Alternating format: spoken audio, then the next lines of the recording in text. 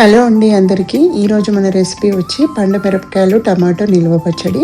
దీనికోసం అయితే ఇక్కడ నేను ఒక 1/2 కిలో టమాటోలు, ఒక 1/2 కిలో పండు మిరపకాయలు, పసుపు, ఉప్పు, చింతపండు, ఆవాలు, మెంతులు, వెల్లుల్లిపాయలు రెడీగా పెట్టుకున్నాను. ఇక్కడ జీలకర్ర కూడా తీసుకోవచ్చు. ఆవాలు మెంతులతో పాటు 1 టీ స్పూన్ జీలకర్ర కూడా తీసుకొని డ్రై రోస్ట్ చేసుకోవాలి. ఆవాలు 1 టీ స్పూను, జీలకర్ర 1 టీ స్పూను, మెంతులు 1/2 టీ స్పూను. నా దగ్గర అయితే ఆల్రెడీ జీలకర్ర పొడి ఉంది కాబట్టి నేను ఇక్కడ ఓన్లీ ఆవాలు మెంతులు వేయించుకుంటున్నాను. ఇవన్నీ మంచిగా వేగాక తీసి పక్కన పెట్టుకొని చల్లారనివ్వాలి. చల్లారాక మనం పొడి చేసుకోవాలి. ఇప్పుడైతే మనం టమాటోలు కట్ చేసుకుందాము. ఇక్కడ నేనైతే ఈ టమాటోలు పండు మిరపకాయలని ముందు రోజు నైటే శుభ్రంగా కడిగి తుడిచి ఆరబెట్టుకున్నాను. ఇవి తడి లేకుండా బాగా ఆరాలి. ఇక్కడైతే టమాటోలని ఇలా కట్ చేసి పెట్టుకున్నాను. ఇప్పుడు వీటిని కొంచెం ఆయిల్ వేసి మగ్గించుకోవాలి.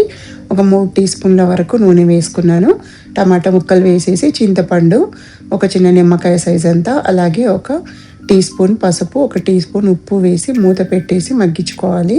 ఇవి మగ్గే లోపల మనం ముందుగా వేయించుకొని పెట్టుకున్నాం కదా ఆవాలు మెంతులు, అవి మిక్సీ జార్లో వేసుకొని పొడి చేసి పెట్టుకుందాము. అయితే ఇక్కడ నేను జీలకర్ర వేయించుకోలేదు కాబట్టి నా దగ్గర ఉన్న జీలకర్ర పొడి కూడా ఇప్పుడు వేసుకుంటున్నాను. 1 టీ స్పూన్ జీలకర్ర పొడి తీసుకున్నాను ఇక్కడ. ఈలోగా మనకి టమాటోలు కూడా మగ్గిపోయి ఉంటాయి. ఈ టమాటోలు ఇప్పుడు మగ్గిపోయాయి. వీటిని ఇంకా కొద్దిసేపు కలుపుకుంటూ ఉడికించుకోవాలి దగ్గర పడేంత వరకు. ఇప్పుడు స్టవ్ ఆఫ్ చేసేసి ఇదంతా చల్లారనివ్వాలి. ఇది చల్లారి లోపల మనం పండు మిరపకాయలు రెడీ పెట్టుకుందాము. ఈ పండు మిరపకాయలని ఇక్కడ చూపిస్తున్నట్టుగా ముక్కలుగా కట్ చేసుకోవాలి. కట్ చేసుకొని మిక్సీ జార్లో వేసుకొని ఒక 4 టీ స్పూన్లు ఉప్పు వేసుకుంటున్నాను. నా దగ్గర అయితే కిచెన్ స్కేల్ ఏం లేదు, అందుకని నేను ఉప్పు అనేది టీ స్పూన్స్ కొలతలతో చెప్తున్నాను. ఇక్కడ ఒక 4 టీ స్పూన్లు వేసుకున్నాను. వేసుకొని ఇలా మిక్సీ పట్టుకొని మనం ముందుగా ఉడికించి పెట్టుకున్నాం కదా టమాటో చింతపండు అంతా, అది కూడా వేయాలి. ఇప్పుడు అది కూడా చల్లారిపోయింది. కంప్లీట్గా చల్లారాకే వేసుకోవాలి. అది కూడా వేసేసి ఇది మెత్తగా పేస్ట్ లాగా చేసుకోవాలి. కానీ నేనైతే ఉప్పు అంతా కలిపి ఒక 8 స్పూన్ల వరకు వాడాను. ఇప్పుడైతే ఇక్కడ ఇది మెత్తగా పేస్ట్ లాగా అయిపోయింది. తర్వాత ఇక నేను ఒక వెల్లుల్లి గడ్డ మొత్తం ఒలుచుకొని 1 టీ స్పూన్ ఉప్పు వేసుకొని దంచి పక్కన పెట్టుకుంటున్నాను.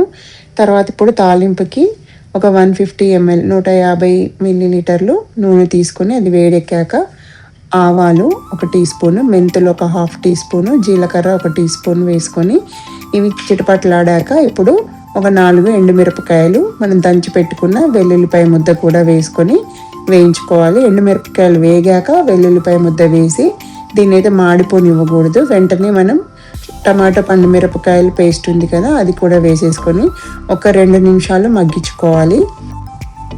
ఇక్కడ పండు మిరపకాయల్ని మనం అలాగే డైరెక్ట్గా మిక్సీ పట్టాము, ముందు వేయించుకోలేదు కాబట్టి ఇప్పుడు తాలింపు పెట్టాక ఒక 2 నిమిషాలు మగ్గించుకున్నామంటే పచ్చడి అనేది ఎక్కువ రోజులు నిల్వ ఉంటుంది.